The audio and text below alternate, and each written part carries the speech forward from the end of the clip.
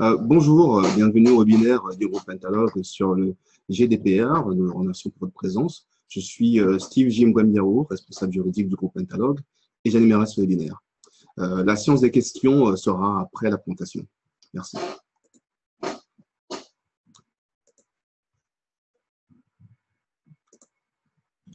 Les données personnelles dans le temps.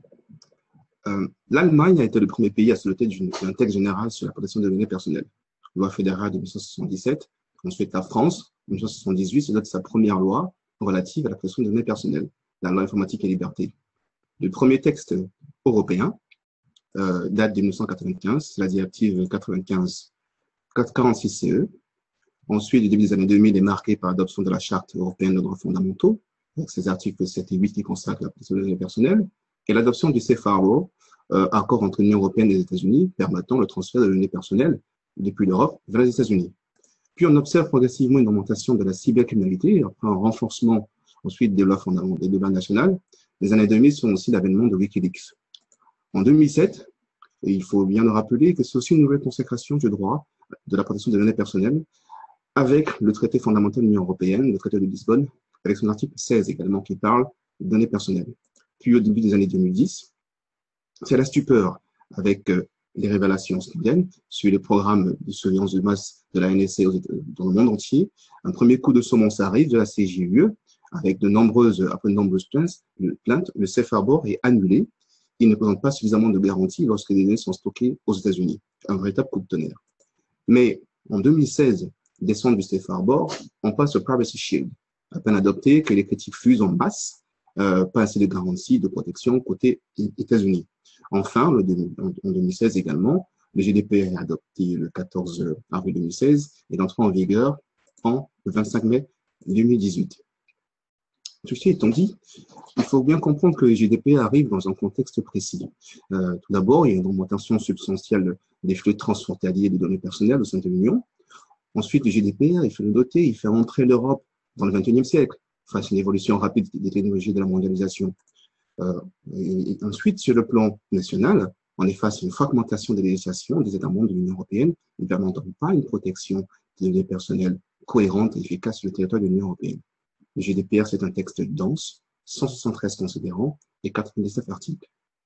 Avant d'aller plus loin, il convient de définir ce que c'est qu'une donnée à caractère personnel, communément appelée données personnelles. Qu'est-ce que c'est? Eh bien, il s'agit, par exemple, d'éléments biométriques, tels que l'empreinte digitale, scan rétinien, adresse email, même professionnelle, données culturelles, carte bibliothèque, etc., photos, adresse IP dynamique, copie numéro de CNI, copie numéro de passeport, date et lieu de naissance, adresse postale, numéro de sécurité sociale, numéro de téléphone. Bref, toutes ces données-là, ce sont les données personnelles. Le GDPR, il pose la définition suivante. Il nous dit qu'une donnée à caractère personnel est toute information se rapportant à une personne physique, identifiée ou identifiable, si après dénommée personne concernée. Mais qu'est-ce qu'une personne physique identifiée ou identifiable? Le GDPR précise qu'elle est réputée être une personne physique identifiable, une personne physique qui peut être identifiée directement ou indirectement, notamment par référence à un identifiant tel qu'un nom, un numéro d'identification, des données de localisation, un identifiant en ligne, à un ou à plusieurs éléments spécifiques propres à son identité physique, physiologique, génétique, psychique, économique, culturelle ou sociale. Cette définition étant posée, ce webinaire tentera de répondre à quelques questions. En effet, on tentera de répondre à 4 questions essentielles. Quel est l'objet et quels sont les objectifs du GDPR? Quelle est la portée du GDPR sur son champ d'application? Quels sont les principaux éléments du GDPR? Et comment se mettre en conformité? L'objet et les objectifs du GDPR. Le GDPR, il faut bien comprendre que c'est une réponse forte de l'Union européenne face au contexte relevé précédemment. Son objet est d'établir des règles relatives à la protection des personnes physiques, à l'égard du traitement des données à caractère personnel, et des règles relatives à la libre circulation des données. Ces objectifs sont doubles. Assurer une protection accrue des droits fondamentaux des citoyens de l'Union européenne, la protection des données personnelles, et encadrer une libre circulation des données personnelles dans l'Union européenne. De manière très générale, il est également important de savoir que le GDPR, il laissera une marge de manœuvre aux États membres en leur permettant d'adopter des mesures additionnelles dans ce domaine. Il ne nécessitera pas de loi intermédiaire et sera d'application immédiate dans tout le territoire de l'Union européenne. Les lois anciennes seront remplacées par la GDPR et certaines prérogatives législatives seront laissées aux États de l'Union européenne et introduit ainsi une harmonie des législations européennes. Il donnera aussi des prérogatives à la Commission européenne et au contrôleur européen de la protection des données pour adopter et mettre en œuvre des mesures dans certains domaines. À présent, quel est le champ d'application du GDPR? Lorsqu'on parle de champ d'application, on parle de champ d'application matériel et de champ d'application territorial. Commençons par le champ d'application matériel. Le GDPR s'applique au traitement des données contenues ou appelées à figurer dans un fichier. Il s'applique également au traitement des données par les institutions, organes et organismes de l'Union européenne. Toutefois, le GDPR ne s'applique pas dans certains cas, dans le cadre d'une activité qui ne relève pas du champ d'application du droit de l'Union européenne, dans le cadre d'activités qui relèvent de la politique étrangère de sécurité commune, à une personne physique dans le cadre d'une activité strictement personnelle ou domestique, à des autorités compétentes à des fins de prévention et de détection d'infractions pénales, la protection contre les menaces pour la sécurité publique et la prévention de telles menaces. Également, on peut donc avancer sur le champ d'application territorial. Le GDPR s'applique au traitement dans le cadre d'activités établies sur le territoire de l'Union européenne, que le traitement ait lieu ou non dans l'Union européenne. Il s'applique au traitement des données des personnes physiques qui se trouvent sur le territoire de l'Union européenne par une entreprise qui n'est pas établie dans l'Union européenne, lorsque les activités sont liées à l'offre des biens et de services à ces personnes concernées dans l'Union, qu'un paiement soit exigé ou non des personnes, au suivi de comportement de ces personnes, dans la mesure où il s'agit d'un comportement qui a lieu au sein de l'Union européenne. Il s'applique enfin au traitement des données par un responsable de traitement qui n'est pas établi dans l'Union, mais dans un lieu où le droit d'un État membre s'applique en vertu de l'international public. Que retenir de tout ça? Eh bien, retenons que le GDPR s'applique aux responsables de traitement, aux sous-traitants, établis au sein de l'Union européenne, que le traitement ait lieu ou non sur le territoire de l'Union européenne. Il s'applique aux responsables de traitement, aux sous-traitants, qui envisagent de fournir des services à des personnes concernées dans le pays de l'Union européenne. Il s'applique aux responsables de traitement, aux sous-traitants, lorsque le traitement est un suivi de comportement de personnes qui se trouvent sur le territoire de l'Union européenne, dans la mesure où il s'agit de comportements qui a lieu au sein de l'Union européenne. Le GDPR ne s'applique pas dans le cadre d'une activité strictement personnelle domestique, ne s'applique pas au traitement sans lien avec une activité professionnelle ou commerciale. Enfin, retenons également que, avec le GDPR, la notion d'extraterritorialité prend tout son sens. En effet, il s'applique à tous les citoyens de l'Union européenne que leurs données personnelles soient traitées sur le territoire de l'Union européenne ou en dehors. Et finalement, la localisation du responsable de traitement et du sous-traitant n'est pas si importante. Le GDPR s'applique à toutes les entreprises situées au sein de l'Union européenne dès lors qu'elles traitent les données personnelles des citoyens de l'Union européenne, mais également aux entreprises situées hors de l'Union européenne qui traitent les données personnelles des citoyens de l'Union européenne. Retenons également que la protection conférée par le GDPR devrait s'appliquer aux personnes physiques indépendamment de leur nationalité ou de leur lieu de résidence en ce qui concerne le traitement de leurs données à caractère personnel. On parle bien sûr de résidence au sein de l'Union européenne. À présent, quels sont les principaux éléments du GDPR? C'est notre troisième question. 4 éléments principaux. Tout d'abord, le GDPR nous parle de droits pour les individus. Ce sont également des mesures et des nouvelles obligations pour le responsable de traitement, le sous-traitant. Ce sont des règles de traitement et de collecte du consentement. Et enfin, ce sont les sanctions. 4 points essentiels. Commençons par le droit pour les individus.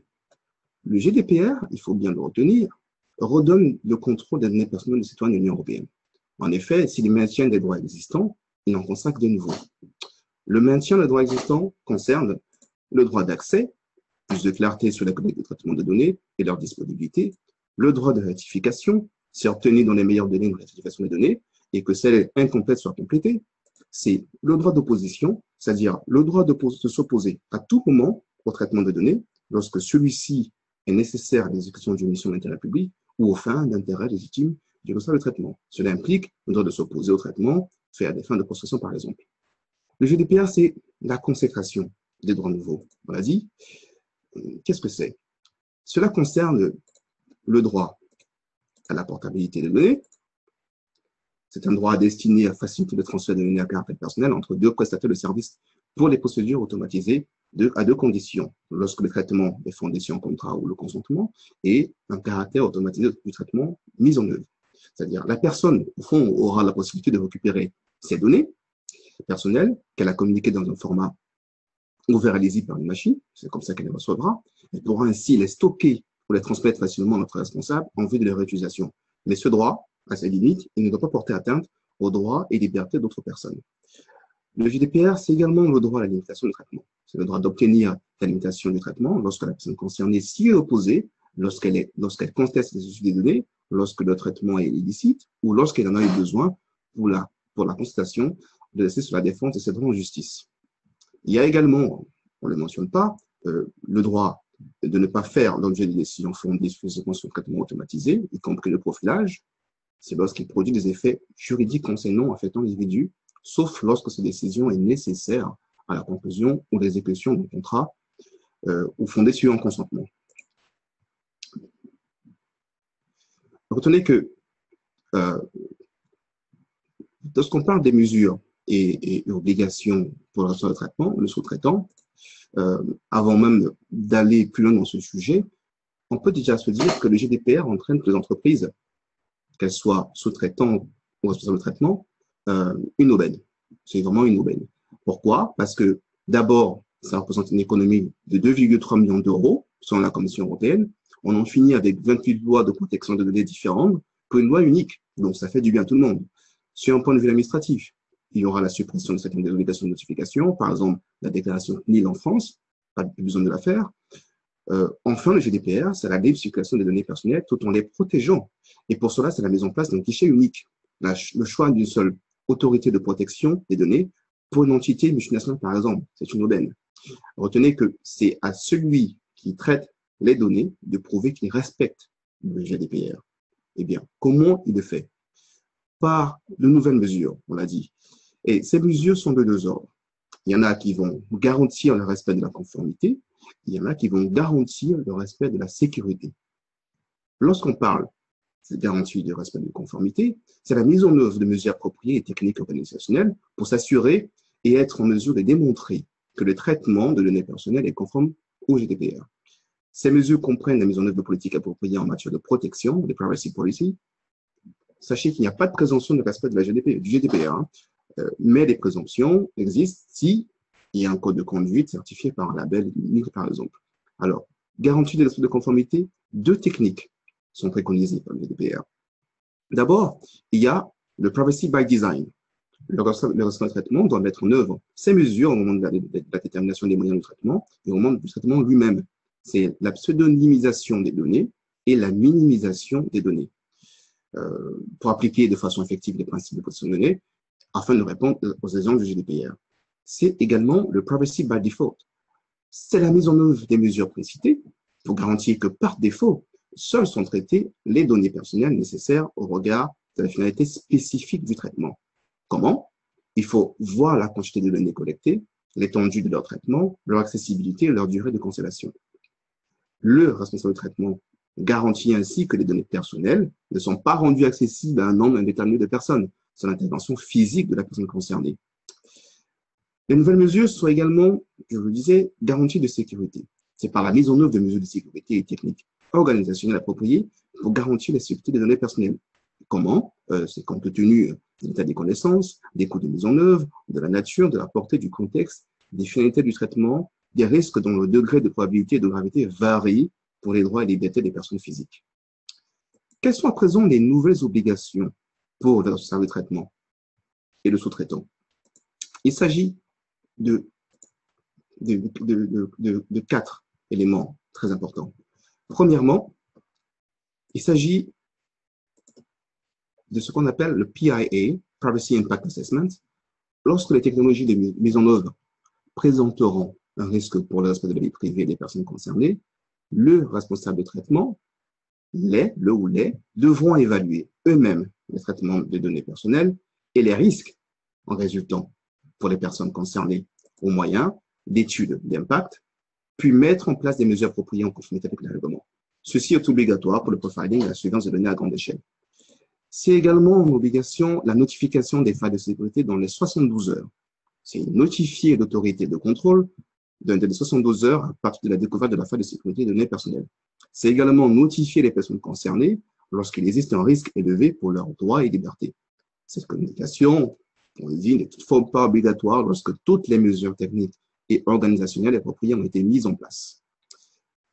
C'est également la désignation d'un DPO, Data Protection Officer, délégué à la protection des données, article 37 du règlement, des organismes publics, des entreprises traitant des données sensibles à grande échelle, ainsi que les entreprises dont les principales activités impliquent le traitement de grands volumes de données régulièrement et systématiquement, profiling par exemple, auront désormais l'obligation de désigner un délégué à la protection des données, un DPO. Enfin, dans de nouvelles obligations, c'est la tenue d'un registre des traitements qui devient obligatoire. C'est l'article 30 du règlement. Le règlement, en effet, généralise à toutes les entreprises de plus de 250 salariés l'obligation d'établir un registre de l'ensemble des traitements. Cette obligation s'applique à tout responsable de traitement, mais aussi à tout sous-traitant. Les entreprises de moins de 250 salariés en sont dispensées, sauf dans 3 cas. C'est important de le savoir. Pour les traitements pouvant comporter des risques pour les droits et obligations des personnes, pour les traitements de données personnelles ne représentant pas une activité occasionnelle, ou pour les traitements qui comportent des données sensibles ou infractions pénales. Ce registre doit être à la disposition des autorités de contrôle. N'oublions pas, on va en parler rapidement, l'obligation d'information envers les individus lorsque les données sont collectées, les fondements utilisés pour justifier le traitement des données personnelles. Puis, en tant qu'entreprise, il faut vérifier la qualité des consentements obtenus pour le traitement prévu. Si le consentement ne remplit pas les exigences du GDPR, il faudra redemander ou rendre légitime le traitement sur un fondement nouveau. Quid à présent de la validité du traitement? Quid de la validité du consentement? C'est notre troisième élément du GDPR. La validité du traitement des données, il faut retenir que le GDPR présente les principes relatifs au traitement des données. Ainsi, le traitement des données personnelles doit obéir à 7 principes cumulatifs. Il y a le principe de la haute transparence. Les données doivent être traitées de manière licite et transparente. Il y a le principe de limitation des finalités. Les données doivent être collectées pour des finalités déterminées, explicites et légitimes et ne pas être traitées ultérieurement d'une manière incompatible avec ces finalités. Il y a le principe de minimisation. Les données doivent être traitées de manière adéquate, personnalité limitée, au regard de la finalité du traitement. Il faut collecter et traiter ce qui est nécessaire au service rendu, pas plus. Le principe d'exactitude. Les données doivent être exactes, sinon obligation pour le responsable de traitement de les rectifier ou les effacer sans tarder, que c'est le GDPR. Il y a le principe de limitation de conservation. Les données doivent être conservées sous une forme permettant l'identification des personnes concernées pendant une durée n'excédant pas celle nécessaire au regard des finalités pour lesquelles elles sont traitées. Il y a le principe d'intégrité et de confidentialité. Le responsable de traitement doit garantir une sécurité appropriée des données, c'est-à-dire veiller à éviter toute faille ou fuite de données. C'est la fameuse nouvelle obligation de sécurité. Du respect de ces 6 principes découle la responsabilité du responsable de traitement, la accountability. Qu'est-ce que c'est? Le responsable de traitement doit pouvoir démontrer qu'il prend des engagements ou des mesures en faveur de la protection des données personnelles. Comment? C'est peut-être des labels de la CNIL, des procédures internes pour pouvoir répondre aux droits des personnes, des règles internes telles que les BCR, Binding Corporate Rules, toutes les mesures mises en place citées précédemment, exemple la pseudonymisation des données. Il faut bien noter que la loi informatique et liberté déjà donnait ces 7 principes de la protection des données personnelles. Dans cette loi française, on trouve le principe de finalité, de proportionnalité, de pertinence des données, de durée des limites de conservation, de sécurité et confidentialité, de transparence et respect des droits des personnes.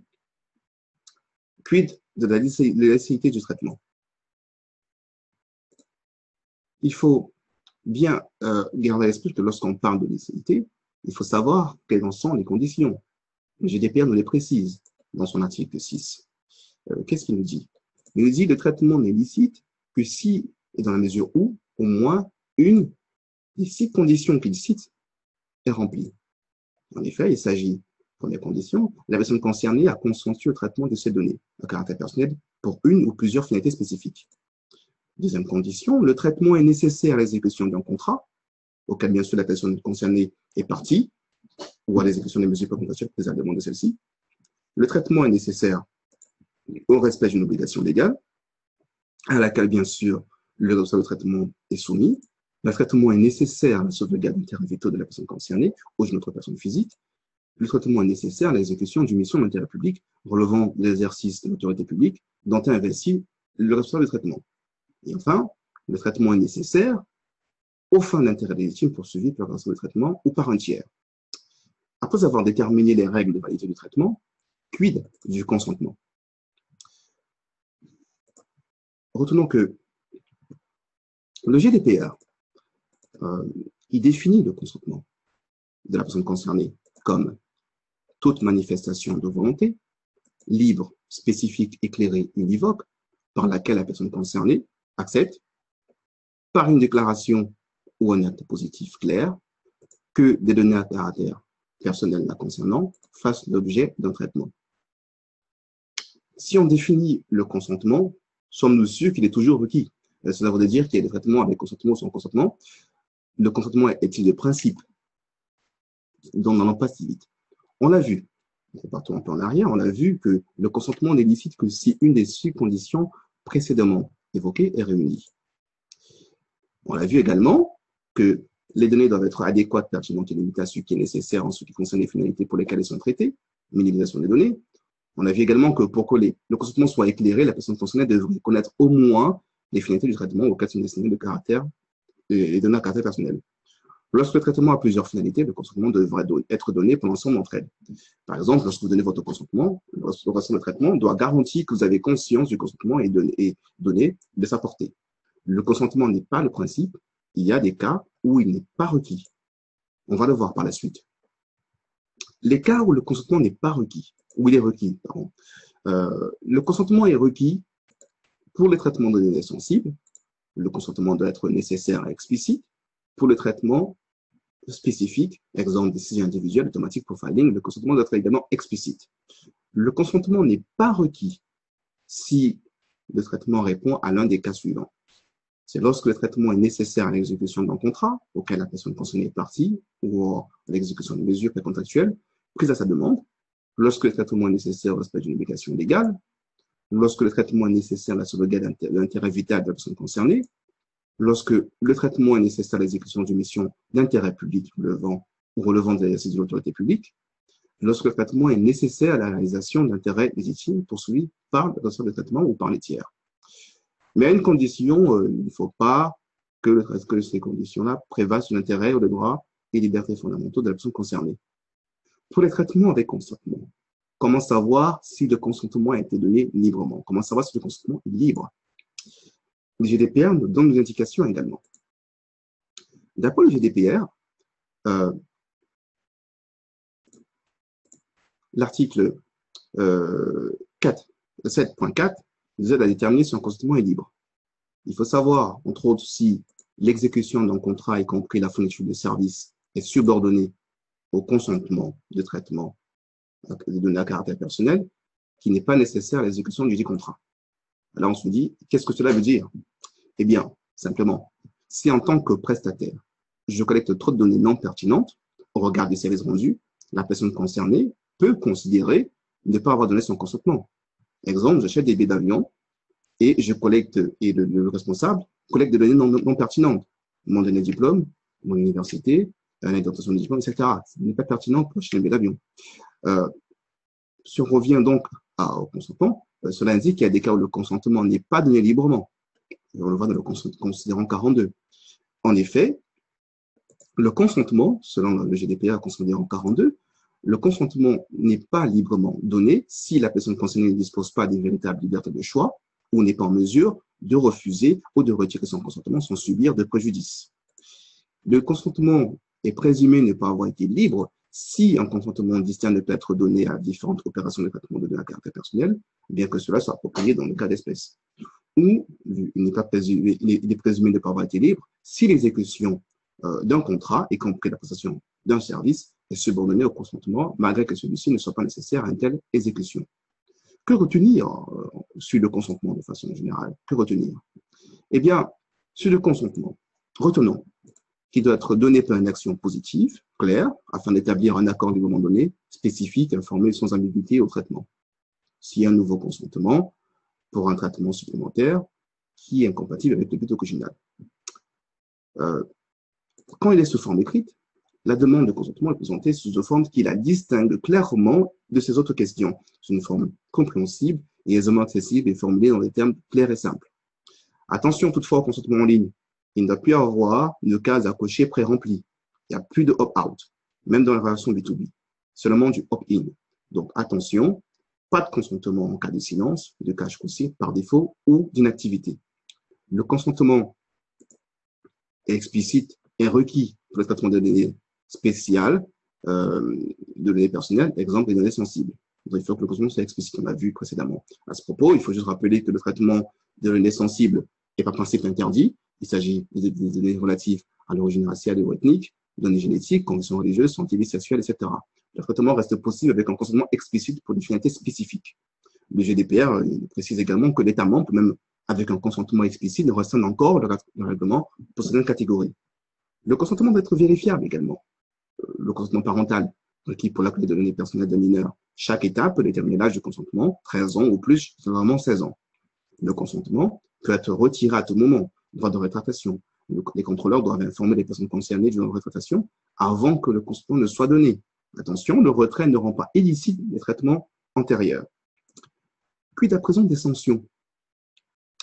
Retenons que, on le sait déjà, que pour la France, la CNIL sera l'autorité de contrôle et pourra prendre des mesures correctrices, des pouvoirs d'amende, d'injonction, d'avertissement préventif avant violation du GDPR, rappel à l'ordre, si violation, ordonner de satisfaire aux demandes de la personne concernée, etc.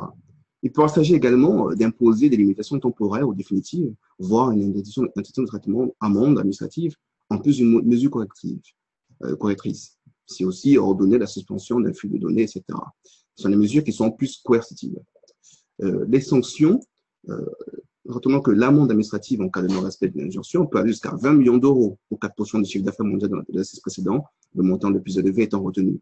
En cas de non-respect d'une mesure correctrice, la suspension de flux de données, de flux ou limitation temporaire par exemple, l'amende administrative peut aller jusqu'à 20 millions d'euros également, ou 4% du chiffre d'affaires mondial de l'exercice précédent, le montant le plus élevé étant retenu. Donc on voit que le GDPR pose des sanctions extrêmement fortes. Ensuite, les sanctions au manquement des obligations du GDPR. Deux cas. Premièrement, il y a le manquement aux obligations internes de l'entreprise, ou alors le non-respect du droit des personnes concernées, par exemple son transfert des données au niveau international sans le consentement, etc. Pour le premier cas, l'amende administrative jusqu'à 10 millions d'euros, 2% du chiffre d'affaires mondial, total de l'exercice précédent, le montant le plus élevé étant retenu. Et pour le deuxième cas, amende administrative pouvant aller jusqu'à 20 millions d'euros, 4% du chiffre d'affaires mondial, de l'exercice précédent, le montant le plus élevé étant retenu en cas de défaut. Par exemple, à titre de comparaison, le plafond maximal des sanctions de la CNIL a été réévalué. C'est l'article 47 de la loi informatique et liberté, avec la loi pour une république numérique du 7 octobre 2016. Il est passé à 3 millions d'euros. Avec le GDPR, le montant minimum, c'est 10 millions d'euros ou 2% du chiffre d'affaires mondial. Donc, on se rend compte que le GDPR pose des sanctions fortes. Donc, c'est pour rappeler aux entreprises qu'elles doivent veiller à être conformes à ce règlement.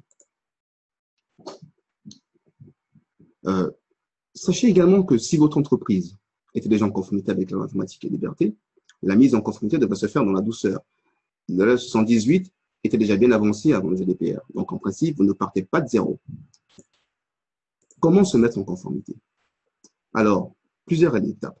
On peut déjà commencer par sensibiliser le personnel et mettre en place une équipe ou allouer une mission ou un budget, selon ce qu'on décide. On peut également évaluer la situation actuelle de l'entreprise et nommer un DPO si c'est applicable. On peut réaliser des audits, traitement des données, faire un data mapping. On peut faire une analyse d'impact si applicable. On peut évaluer l'ensemble des contrats existants dans lesquels votre entreprise est responsable de traitement des données ou sous-traitante. On peut désigner un représentant en France si votre entreprise est établie en dehors de l'Union européenne, mais met en œuvre des traitements de données sur le territoire de l'Union européenne, territoire français par exemple. On peut mettre en place des mesures de procédure et se préparer à des éventuelles failles de sécurité, ça peut arriver. Formez vos équipes, révisez vos politiques en matière de vie privée pour y inclure les informations requises par le GDPR. Et enfin, documentez-vous sur la comptabilité. C'est des conseils, mais il n'y a pas un cheminement spécifique obligatoire. Donc, chaque entreprise aura sa sensibilité. Et là, il s'agit que des étapes de conseils qu'on pourrait suggérer aux entreprises. Donc, le webinaire étant terminé, je vais donc passer à la science des questions. Et des données collectées avant le GDPR. Très bonne question. 2 ans pour se mettre en conformité. 2 ans. C'est une question que je viens d'avoir.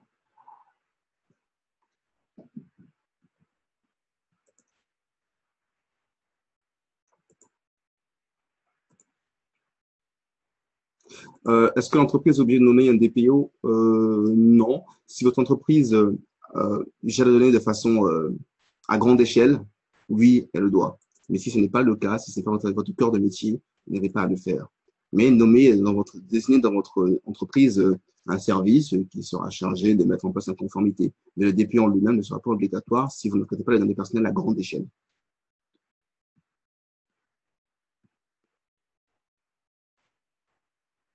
Toutefois, il y a des questions qui reviennent souvent. Votre question également, Joanne, c'est une question que j'ai souvent entendue. Vous pouvez voir sur ce dernier slide quelques questions qui sont souvent posées, à laquelle j'essaie d'apporter des réponses. Alors, traitement des données personnelles concerne les personnes morales. Effectivement, on peut se poser la question.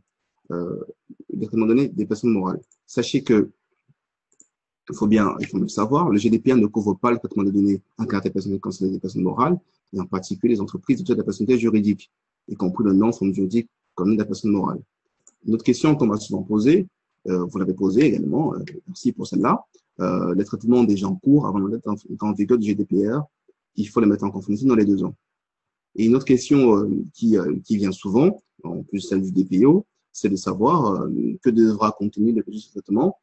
Il s'inspire beaucoup des registres actuels avec la CNIL, et sachez qu'après, les mentions qu'il doit contenir sont un peu plus élargies. Nom et coordonnées des différents acteurs, finalité de traitement, description des catégories de personnes, transfert des données personnelles avec l'identification, etc. Donc, c'est là quelques questions qu'on peut se poser, mais comme je vous le disais, rassurez-vous, si vous êtes déjà conforme avec la loi informatique et liberté, le passage au GDPR devrait se faire dans la douceur. Donc voilà. Donc je vous remercie d'avoir assisté à ce webinaire et je vous dis à une prochaine fois et bonne soirée à tous. Merci. Au revoir.